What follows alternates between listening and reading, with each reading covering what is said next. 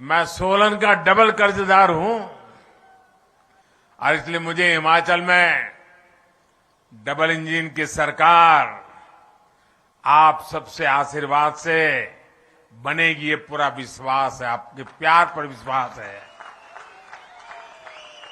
साथियों, हिमाचल में बिताए लंबे समय की जो स्मृतियां वो आज भी मुझे हिमाचल की तरफ खींचती है। और ऐसा बहुत कम मिलता है कि कोई ऐसा प्रधानमंत्री हो जो एक राज्य को इतनी बारीकी से जानता हो। ये मेरा सौभाग्य है कि मैं हिमाचल के हर गली मोहल्ले को जानता हूं। और इसलिए आपने भी देखा है कि मैं देश में रहूं या विदेश में, हिमाचल के साथ मेरा जो लगाव बना रहता है, न हिमाचल मुझे छोड़ता है न मैं हिमाचल छोड़ता हूं।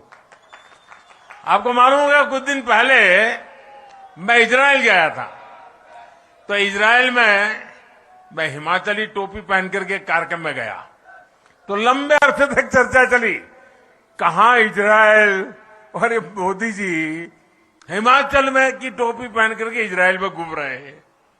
अभी कुछ महीने पहले जब मेरी नेपाल के प्रधानमंत्री जी से मुलाकात हुई तो मैंने उन्हें कांगड़ा की राधा कृष्ण की पेंटिंग उपहार के तौर पर दी थी।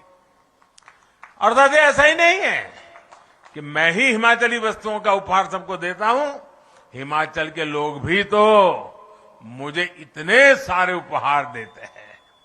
अब जैसे 2-3 सप्ताह पहले जब मैं केदारनाथ जी में था, दिवाली के एक दिन पहले, तो जो चोला डोरा मैंने पहना था, वो चोला डोरा मुझे हिमाचल की एक बहन ने भेंट किया था। और तब मैंने उनसे कहा था कि मैं किसी ठंडे कार्यक्रम में, ठंडी होगी जहां जाना होगा, मैं जरूर आपका एक जो गिफ्ट भी मुझे दिए मैं जरूर पहनूंगा। और मैंने पहना केदारनाथ में। देखिए, हिमाचल के लोगों का स्नेह अमूल्य है। इस ऋण को भी कभी मैं चुका नहीं सकता जी। मैं बार बार कोशिश करता रहूंगा, लेकिन हिमाचल का विकास करके, हिमाचल के लोगों का जीवन आसान बनाकर मैं अपना ये दायित्व निभाने के लिए हर पल तैयार हूं। साथियों, हिमाचल को आज जिसकी सबसे ज्यादा जरूरत है वो है राज्य को स्थायित्व देने वाली भाजपा सरकार। भारत ने 80 के दशक के बाद से 3 दशक तक 30 साल हमारे बर्बाद हो गए। आपने देखा होगा दिल्ली में अस्थिरता रही, सरकारें आती थी जाती थी, आती थी जाती थी, बार बार चुनाव होते थे, हजारों करोड़ रुपए का बर्बादी होती थी, न नीतियों में स्थिरता, सारा माहौल बिगड़ चुका था। इतना बड़ा देश, कई बार चुनाव हुए, देश का हजारों करोड़ रुपए का व्यय हो गया भाइयों। अगर यही स्थिति बनी रही, इस अस्थिरता के समय देश नीति के मामले में, निर्णयों के मामले में, विकास के मामले में पिछड़ गया और दुनिया भारत की तरफ से उदासीन हो गई। फिर देश के लोगों ने तय किया कि जब तक दिल्ली में स्थिर सरकार नहीं आती है, मजबूत सरकार नहीं आती है, भारत का भाग्य नहीं बदलेगा। और इसका नतीजा ये हुआ कि आप सबने, पूरे हिंदुस्तान ने 2014 में हमें इतने आशीर्वाद दिए, इतने आशीर्वाद दिए, और हमने भी आपने जो जिम्मा दिया उसको 2014 से 2019 दिन रात मेहनत करके आपकी अपेक्षाओं को पूरा करने में कहीं पीछे नहीं रहे। और उसका परिणाम यह हुआ कि 2019 में दोबारा आपने आशीर्वाद दिया। साथियों, हमारे देश में जो छोटे छोटे राज्य हैं, वहां भी अस्थिर सरकारों का लंबा दौर रहा है। छोटे राज्यों ने इसका बहुत नुकसान उठाया है।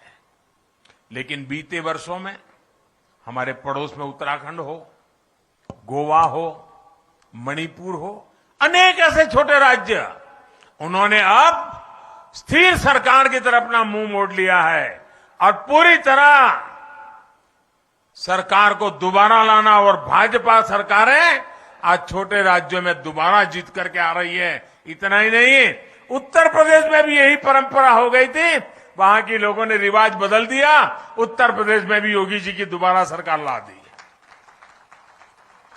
स्थिर सरकार में विकास भी तेज होता है और जनता के प्रति अपनी जवाबदेही के प्रति भी सरकार गंभीर रहती है। जहां हर 5 साल में सरकार बदलने का ट्रेंड रहता है, वहां सरकारों में भी यही रहता है कि भाई क्या करना है, काम करो, कोई करने की जरूरत नहीं है। 5 साल के बाद तो ये हिमाचल वाले बदल देते हैं। इसके कारण वो भी चुनने के बाद उनको मालूम है फिर से जीतना नहीं है, तो वो कुछ करते भी नहीं है।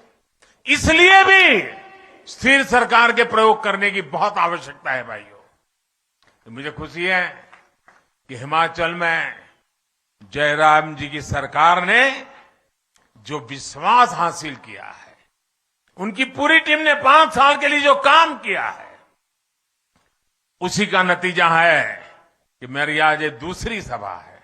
इन दोनों सभाओं को कोई भी देख ले, बीजेपी की सरकार बनाना हिमाचल की जनता ने तय कर लिया है भाई।